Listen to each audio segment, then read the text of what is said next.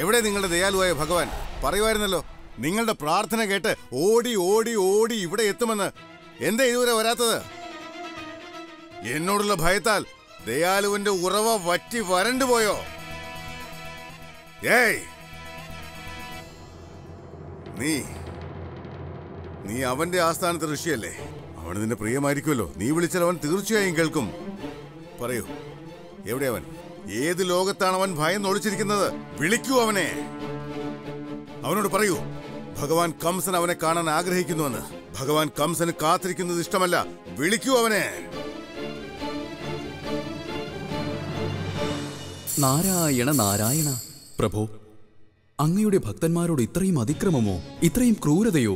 യുഗങ്ങളോളം അങ്ങയെ ആരാധിച്ചതിനുള്ള പ്രതിഫലമാണോ ഇത്? സ്വന്തം ഭക്തന്മാരോടുള്ള അങ്ങയുടെ മോഹം അവസാനിച്ചുവോ പ്രഭോ? ദേവർഷേ, നമ്മെ വേദനിപ്പിക്കുന്നതിനു വേണ്ടി അധർമ്മിയും ദുരാചാരിയുമായ അസുരന്മാർ എപ്പോഴും നമ്മുടെ ഭക്തന്മാരെ ദ്രോഹിക്കാറുണ്ട്. പക്ഷെ അവരുടെ അഹങ്കാരത്തിനിടയിലും അവർ എപ്പോഴും നമ്മുടെ ഭക്തന്മാരെ സഹായിച്ചുകൊണ്ടിരിക്കുകയാണ്. സഹായിക്കുകയോ? ദുരിതം വിതയ്ക്കുന്നവർ എപ്രകാരം സഹായിക്കുവാനാണ് പ്രഭോ? ദേവർഷേ, നമ്മുടെ ഭാഗത്തുള്ള ക്രോധവും ദൈന്യതയും സഹിച്ചിട്ടും നമ്മുടെ ഭക്തർ സ്വന്തം ഭക്തിയുടെ പരമകാഷ്ഠയിൽ എത്തിച്ചേർന്നിരിക്കുകയാണ്. ഈ ദുഃഖങ്ങൾക്കും വേദനകൾക്കും ശേഷം അവർക്ക് ലഭിക്കാൻ പോകുന്നത് അവർ എപ്പോഴും ആഗ്രഹിച്ചത് തന്നെയായിരിക്കും. അതായത് അങ്ങയുടെ കൃപ, അങ്ങയുടെ സാന്നിധ്യം, മോക്ഷം. നാരായണ നാരായണ. അങ്ങയുടെ ലീലകൾ അവർണ്ണനീയമാണ് പ്രഭോ. പക്ഷെ അങ്ങയുടെ ലീലകൾ മനസ്സിലാക്കുക അത്രത്തോളം ലളിതമല്ല പ്രഭോ. അങ്ങ് ധന്യനാണ് പ്രഭോ. അങ്ങയുടെ ലീലകളും ധന്യമാണ്. അങ്ങയ്ക്ക് ശതകോടി പ്രണാമങ്ങൾ പ്രഭോ.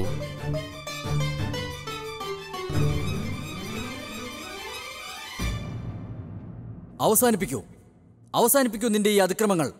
പറയൂ, എന്താണ് നിനക്ക് വേണ്ടത്? എന്റെ ബദ്ധശത്രു അവനെ, വിഷ്ണുവിനെ. അവനെയല്ലേ നിങ്ങൾക്ക് വലിയ ആരാധന. വിളിക്കൂ അവനെ.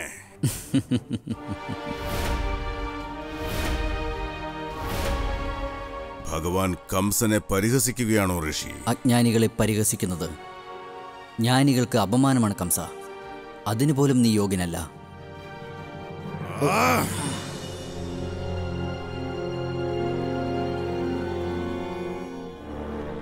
എന്റെ സാമർത്ഥ്യത്തെ വെല്ലുവിളിക്കരുത്. പറയൂ, അവൻ എവിടെയുണ്ട്? അദ്ദേഹം അവിടെ തന്നെയുണ്ടാകും. ഭഗവാൻ കംസൻ എവിടെയും എത്തിച്ചേരുന്നത് അസംഭവ്യമല്ല. ബ്രഹ്മലോകത്തിനും മുമ്പായി വൈകുണ്ഠലോകത്താണ് ഞങ്ങളുടെ ഭഗവാൻ വിഷ്ണു വസിക്കുന്നത്. ആ വൈകുണ്ഠ ലോകത്ത് പോയി ഞാൻ ഇതുപോലെ തന്നെ പ്രവർത്തിക്കും നിന്റെ ആ വിഷ്ണുവിനോടും. നിനക്ക് അവിടെ എത്തിച്ചേരാൻ സാധിക്കില്ല കംസ. എന്നെ ആരാണ് തടയുക? നീയോ? നിന്റെ പാപകർമ്മങ്ങൾ അവിടെ കേവലം ശുദ്ധരായ വ്യക്തികൾക്ക് മാത്രമേ പ്രവേശിക്കാൻ സാധിക്കൂ. നിന്നെ പോലുള്ള പാപികൾക്ക് ഒരിക്കലും സാധിക്കില്ല. അഥവാ നീ നിന്റെ മായയുടെ ബലത്താൽ അവിടെ എത്തിയാൽ തന്നെ പ്രവേശന കവാടം പോലും മറികടക്കാൻ നിനക്ക് സാധിക്കില്ല. ഭഗവാൻ കംസനെ വെല്ലുവിളിക്കുകയാണോ ഋഷി? ആ വഞ്ചകന്റെ സമീപത്തെത്താൻ ഞാൻ എന്തു ചെയ്യാനും തയ്യാറാകും. അതിനുവേണ്ടി എനിക്ക് ആ ബ്രഹ്മദേവന്റെ ശിരസ് ഛേദിക്കേണ്ടി വന്നാൽ പോലും. നീ എന്തു വേണമെങ്കിലും ചെയ്തുകൊള്ളൂ. നിന്റെ എല്ലാ പരിശ്രമങ്ങളും വൃഥാവിലാകും.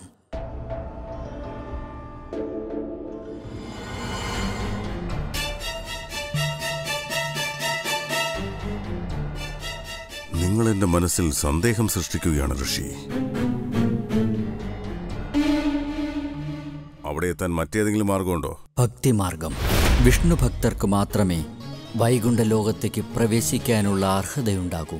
നിനക്ക് അവിടെ പോകണമെന്നുണ്ടെങ്കിൽ സ്വയം സ്വീകരിക്കൂ ഭക്തിയുടെ ആ മാർഗത്തെ.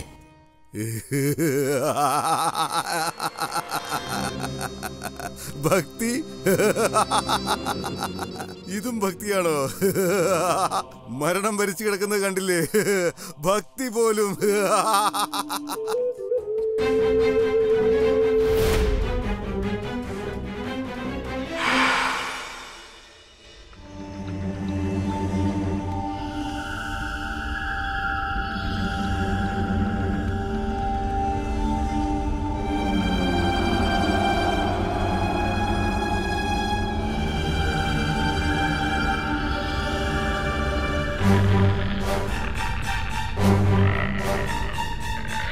നിൽക്കൂ പുത്ര.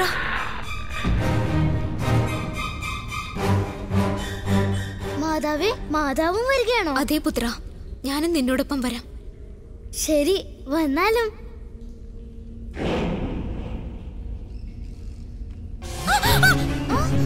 പുത്ര, എന്നെ സഹായിക്കൂ കണ്ണാ. എന്നെ ആരോ താഴേക്ക് വലിക്കുന്നത് പോലെ. പുത്ര, മാതാവേ, വിഷമിക്കാതിരിക്കൂ. മാതാവിന് ഒന്നും സംഭവിക്കാൻ ഞാൻ അനുവദിക്കില്ല.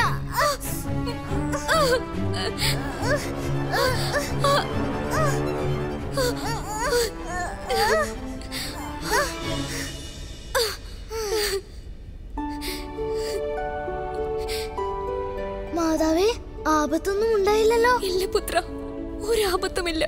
പുത്ര, ഈ സ്ഥലത്ത് എവിടെയോ ആണ് പാതാളത്തിലേക്ക് പ്രവേശിക്കാനുള്ള മാർഗമുള്ളത്.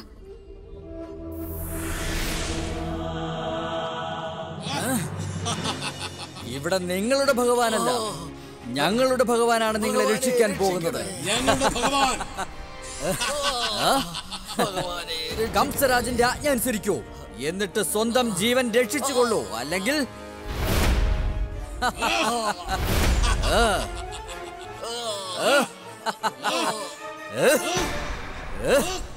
എനിക്ക് ആദ്യമേ പൂർണ്ണ വിശ്വാസമായിരുന്നു ആ ചക്രധാരി വഞ്ചകനാണെന്ന്, ദുർബലനാണെന്ന്, കബളിപ്പിക്കുകയാണ് അതിശക്തനായ ഭഗവാൻ എന്ന പേരിൽ.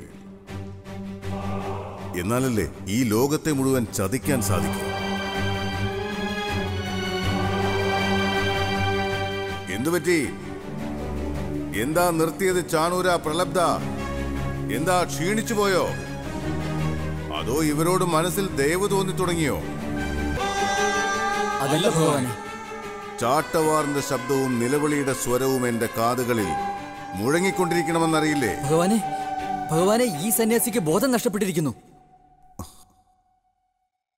ഈ വഞ്ചകരായ ഭക്തരെല്ലാം ഇത്രയും ദുർബലരാണോ? ഇതിലൊരാൾ പോലും ഇല്ലല്ലോ ഭഗവാൻ കംസന്റെ ഈ പ്രഹരം സഹിക്കുവാനായി. ഭഗവാനെ, അവിവേകമാണെങ്കിൽ പൊറുക്കണം. ഈ സന്യാസിമാരെല്ലാം ആ വഞ്ചകന്റെ ലോകത്തെക്കുറിച്ച് പറയാതെ ബോധരഹിതരായിരിക്കുന്നു. അതുകൊണ്ട് ഒരു പ്രയോജനവുമില്ല.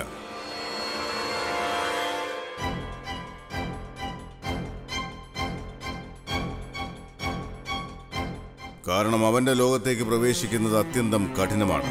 ആ ഭീരുവിന്റെ ലോകത്ത് അവന്റെ യഥാർത്ഥ ഭക്തന്മാർക്ക് മാത്രമേ പ്രവേശിക്കാൻ സാധിക്കുകയുള്ളൂ. അത് തന്നെയാണ് സമസ്യയും. വെല്ലുവിളി ഉണർത്തുന്ന ആ കവാടത്തെ എങ്ങനെ ഭേദിക്കും? എന്തെന്നാൽ ആ ഭീരു അങ്ങയോടുള്ള ഭയത്താൽ അവന്റെ ലോകത്തു നിന്നും പുറത്തു വരില്ല. അങ്ങേക്കും അവിടെ പോകാൻ സാധിക്കില്ല. പിന്നെങ്ങനെയാണ് ഈ ലോകത്തെ ഏറ്റവും ഉന്നതമായ പദവിയിൽ വിരാജിക്കണമെന്ന അങ്ങയുടെ ലക്ഷ്യം പൂർത്തിയാവുക? ആ ലോകത്തെത്താനുള്ള ഒരു മാർഗവും എനിക്ക് കണ്ടെത്താനാവുന്നില്ല മഹാരാജൻ. ഭഗവാൻ കംസൻ അത് കണ്ടെത്തി കഴിഞ്ഞു കേശിനി. അപ്പോൾ എന്റെ സ്വപ്നം സഫലമാകുമോ? തീർച്ചയായും. എങ്കിൽ അത് ഏത് മാർഗമാണ് മഹാരാജൻ? ചൂതുപലക അവന്റേത്, കരുക്കൾ അവന്റേത്, നിയമവും അവന്റേത്. പക്ഷെ കളിക്കുന്നയാൾ കളിക്കുന്നയാൾ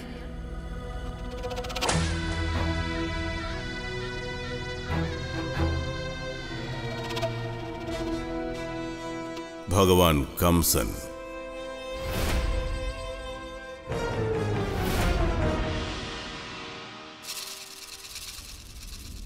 മാതാവേ, ഇവിടെ വളരെയധികം മാർഗങ്ങളുണ്ടല്ലോ. പുത്ര, ഈ കാണുന്നവയിൽ ഒരു മാർഗം പാതാളത്തിലേക്കാണ് പോകുന്നത്. അപ്പോൾ ഏത് മാർഗമായിരിക്കും പാതാളത്തിലേക്ക് പോകുന്നത്? ആ കാര്യം എനിക്കും അറിയില്ല. എന്റെ പതിക്കല്ലാതെ ആ രഹസ്യം മറ്റാർക്കും അറിയില്ല. ഇവയിൽ ഏതായിരിക്കും പാതാളത്തിലേക്ക് പോകാനുള്ള മാർഗം? കണ്ടെത്തിയേ തീരൂ. പുത്ര, സൂക്ഷിച്ച്. ഈ ഗർത്തങ്ങളുടെ സമീപം പോയാൽ അവ നിന്നെ ഉള്ളിലേക്ക് വലിക്കും. ഈ ഗർത്തങ്ങൾക്കെല്ലാം പല ലോകങ്ങളുമായി ബന്ധമുണ്ട്. അഥവാ നീ മറ്റേതെങ്കിലും ലോകത്ത് അകപ്പെട്ടാൽ പിന്നെ വർഷങ്ങൾ കഴിഞ്ഞേ തിരിച്ചു വരാൻ സാധിക്കൂ. മനസ്സിലായി മാതാവേ. പക്ഷെ നമുക്ക് ശരിയായ മാർഗം കണ്ടെത്തിയില്ല തീരൂ. ഇനി പാതാളത്തിലേക്കുള്ള മാർഗം കണ്ടെത്താനായില്ലെങ്കിലോ എന്റെ പാരസ്? മാതാവ് ഒട്ടും വിഷമിക്കേണ്ട കാര്യമില്ല. മാതാവിന്റെ പുത്രന് ഒന്നും സംഭവിക്കില്ല. എന്നെ മാതാവ് വിശ്വസിച്ചാലും.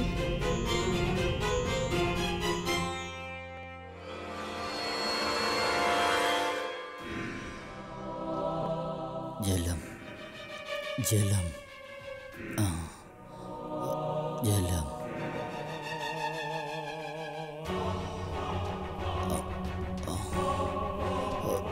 ക്ഷമിക്കണം മഹാരാജൻ.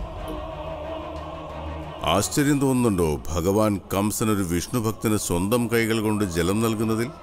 അതെ മഹാരാജൻ, ഈ ദയവ് ഉചിതമാണോ? യുദ്ധത്തിൽ ഒന്നും തന്നെ അനുചിതമാകാറില്ല.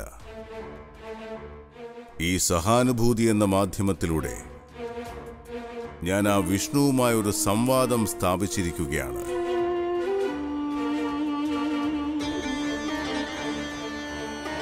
എന്തെന്നാൽ അവന് ഈ ഭാഷയാണ് മനസ്സിലാവുന്നത്, ദയയുടെയും കാരുണ്യത്തിന്റെയും ഭാഷ. അല്ലേ ഋഷി?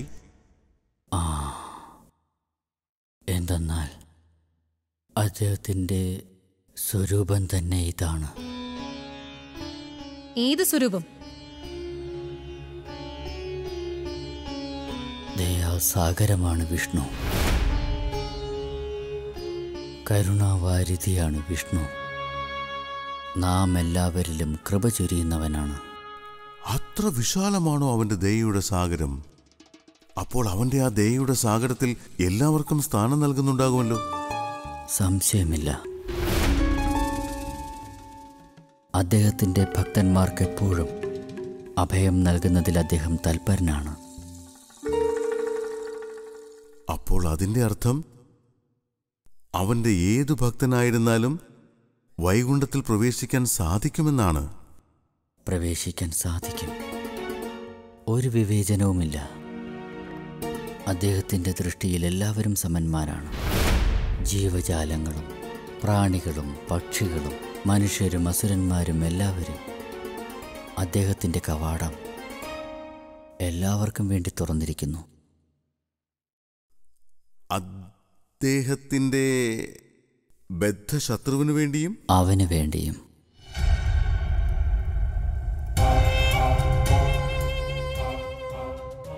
ലഭിച്ചു കഴിഞ്ഞു.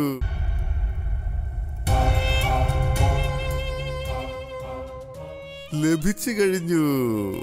എനിക്ക് ലഭിച്ചു കഴിഞ്ഞു. അവിടെ വരെ എത്താനുള്ള മാർഗം ലഭിച്ചു കഴിഞ്ഞു. ഇനി നിന്റെ വൈകുണ്ഠത്തിൽ എത്തുന്നതിൽ നിന്നും നിനക്ക് പോലും എന്നെ തടയാൻ സാധിക്കില്ല.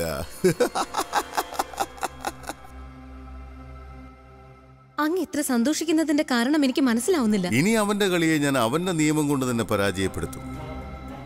അവന്റെ ഭക്തിയെ ഞാൻ എന്റെ ആയുധമാക്കി അവനെ അവസാനിപ്പിക്കും ഞാൻ. വിഷ്ണു, ഇനി ഞാൻ നിന്നെ ആരാധിക്കാൻ തുടങ്ങും. അപ്പോൾ എല്ലാവരും എന്നെ, ഈ ഭഗവാൻ കംസനെ, വിഷ്ണു ഭക്തനെ, ഹേ ചക്രധാരി വിഷ്ണു,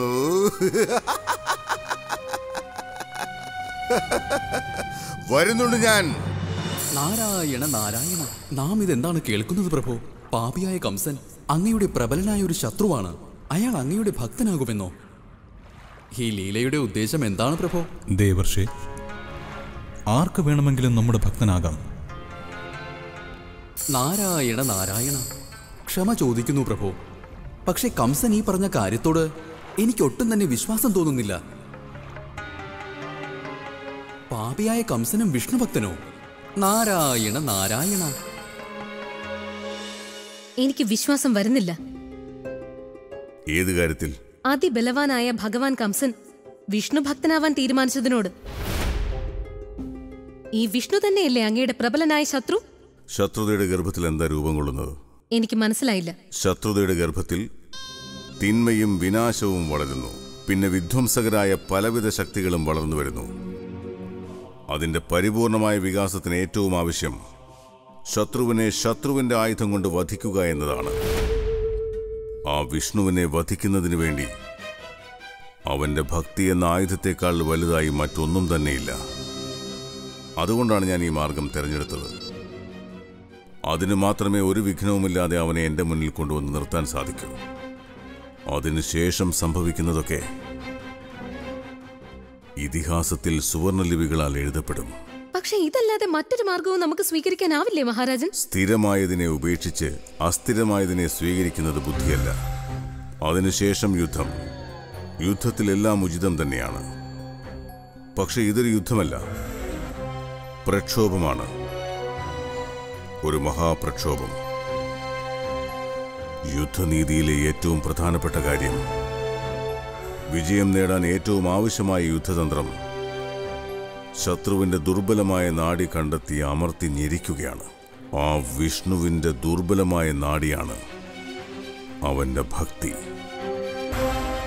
ഈ ലോകം മുഴുവൻ ഭക്തിയോടെ ആരാധിക്കുന്ന ഈ ഭഗവാൻ കംസൻ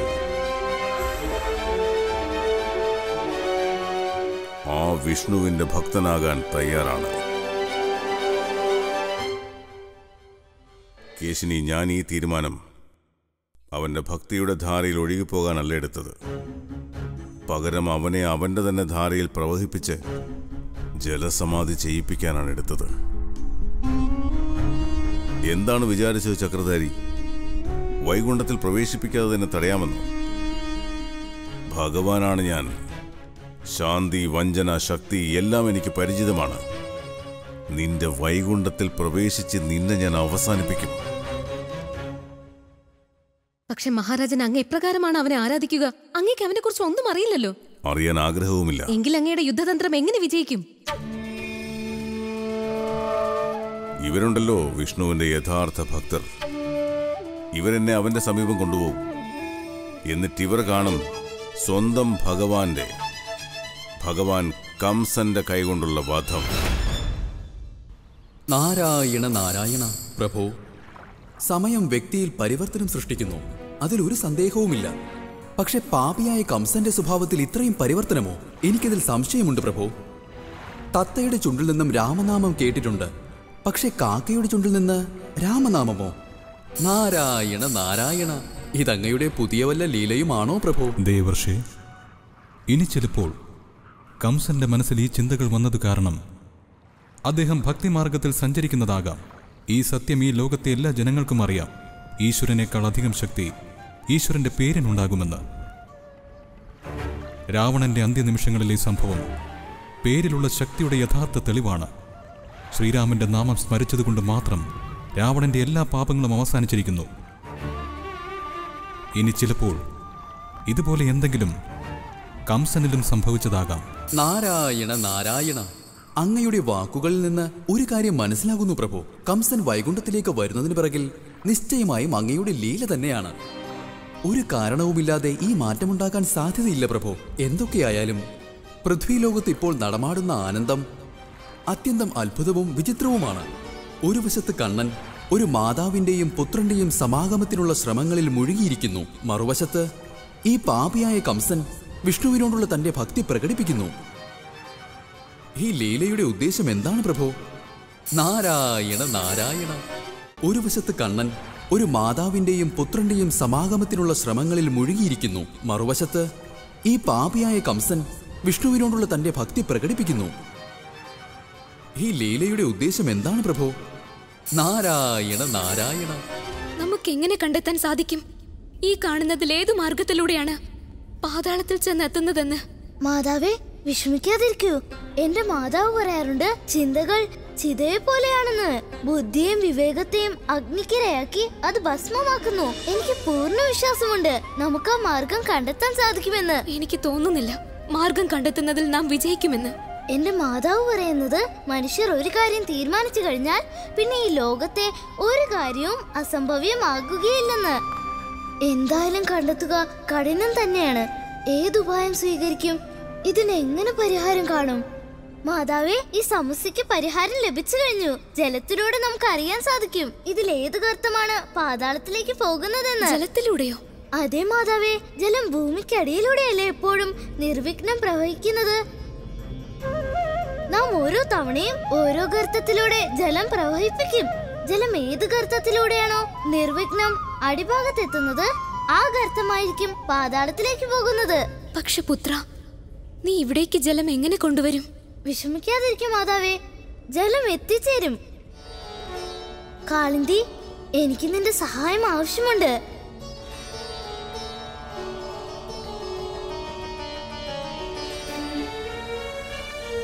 പറയോ കണ്ണ, ഞാൻ നിന്നെ എപ്രകാരമാണ് സഹായിക്കുക? കാളിന്തി, ഒരു കാര്യം എനിക്കറിയണം. ഈ ഗർത്തങ്ങളിൽ ഏത് ഗർത്തമാണ് പാതാളത്തിലേക്ക് പോകുന്നതെന്ന്. ഇതെന്റെ സൗഭാഗ്യമാണ് കണ്ണ. ഇന്നെങ്കിലും ഈ കാളന്തയ്ക്ക് നിന്നെ സഹായിക്കാനാകുമല്ലോ.